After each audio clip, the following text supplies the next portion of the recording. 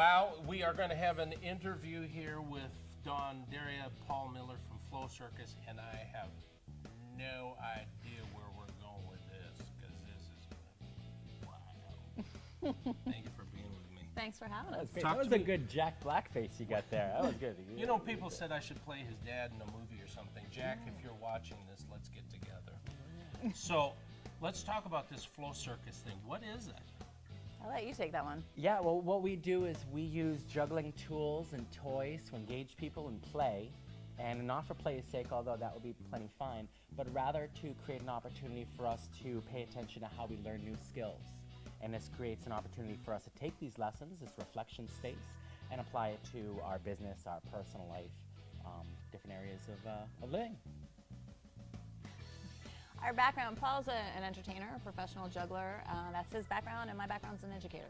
So I was teaching in the school system and seeing what he was doing and realizing that we could have a big impact in a experiential, fun learning kind of way, but have a big impact at the same time. So you're talking about businesses, schools?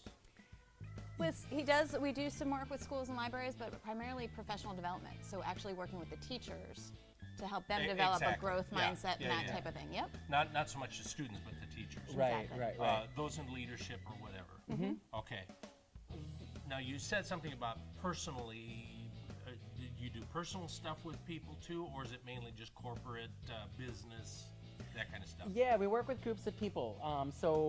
You know, I personally teach lots of people to juggle, and I love sort of interacting one-on-one, but we mostly make our impact when we're working with teams that are trying to achieve an objective. They're learning how to play together. They're learning how to overcome obstacles together in a new way.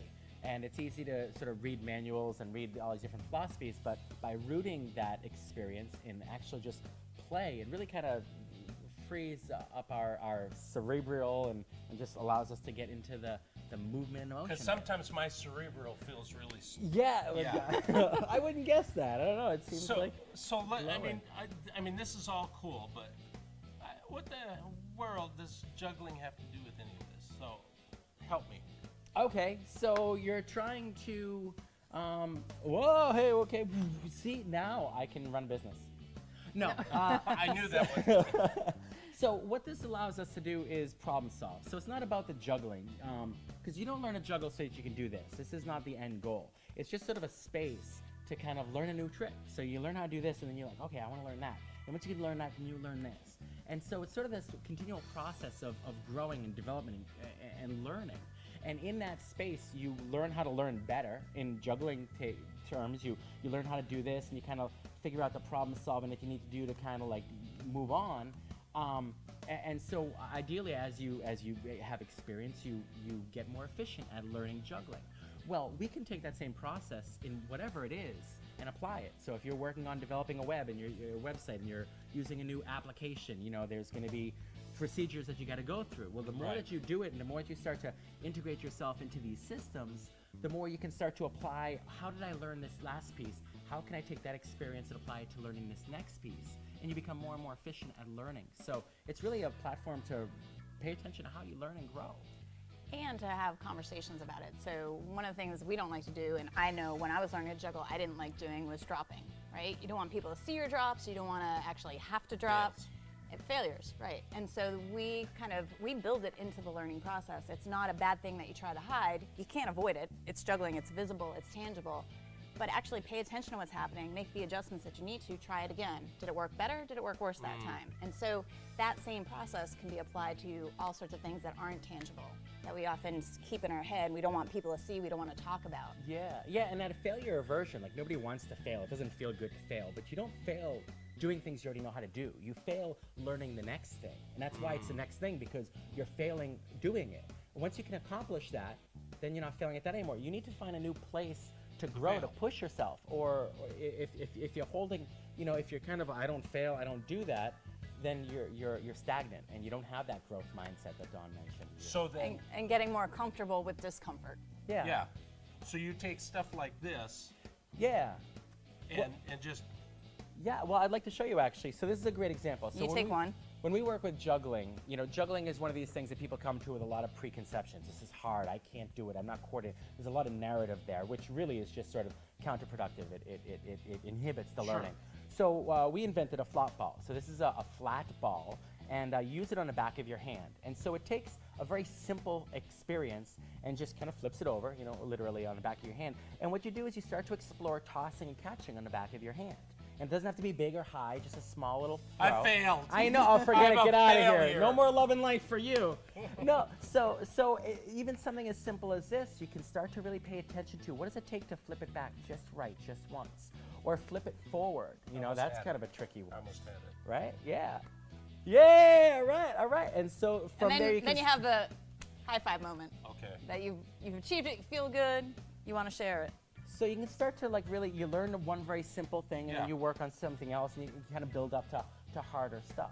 And then if you're bored in a meeting, you can always use the elbow rest. Yeah. But So all of us are in a group together, learning together. yeah, playing. And then you can right? you can do fun stuff too. We have all sorts Oh, of different yeah. activities where you're Ooh, passing to a partner. Right. And you can do all sorts of different patterns and stuff with that. yeah, So that's fun. yeah. Oh my God, this is Right. so cool. You can do it sitting, you can do it standing. And a really nice thing about this, especially in contrast to juggling, is this is very accessible, right? Right. You don't want to give somebody like, hey, we're going to learn how to juggle. You know, there's just too much, you know, clouding that. You give someone a beanbag, they can hold it. Even from here, it also shows that we can be mindful of at any stage. It's not what I can't do, it's what can I do. Like, what does it feel like to hold it? Right. And I think one of the neatest experiences is to hold it and throw it up and catch it without ever letting go of it. Wow. So you're building a sensitivity to that experience of throwing and catching without ever letting go. Wow. And there's an amazing experience that you can enjoy there. And from your life as a chiropractor, you probably know people spend a lot of times in their heads and disregard what's happening Right. in their bodies. Right. And this is just a simple tool to reconnect, to take a break from the computer, stand up, do something that's just like, oh yeah, my body, I got to pay attention to that. And then sit back down and get back to work. And oh, now I'm going to have better posture because of it. Now, I know somebody's watching this and thinking, my boss needs to see this. Send them to the YouTube channel if you've already seen this. Or check these guys out at their website right here. I'm telling you, I think you could have fun at work. Definitely. Yeah. Thanks for being with me. You guys are awesome. Thanks for Thanks having for us. playing. Don't change the channel. We'll be right back. Loving life. He's not going to you catch it like this. Follow through, nice and gentle, be relaxed. Don't worry about the catches. I'm worried. Nice shirt. I feel like I'm playing Q-Bert. Okay, here we go. You ready? Throw up. I'm literally going to throw up. Okay, here we go. Oh, that's pretty good. Here you go. There's okay, all right. That's something. Yeah, all right. Okay, cool. Ah, that was so close. All right. Did you see that? Watch that.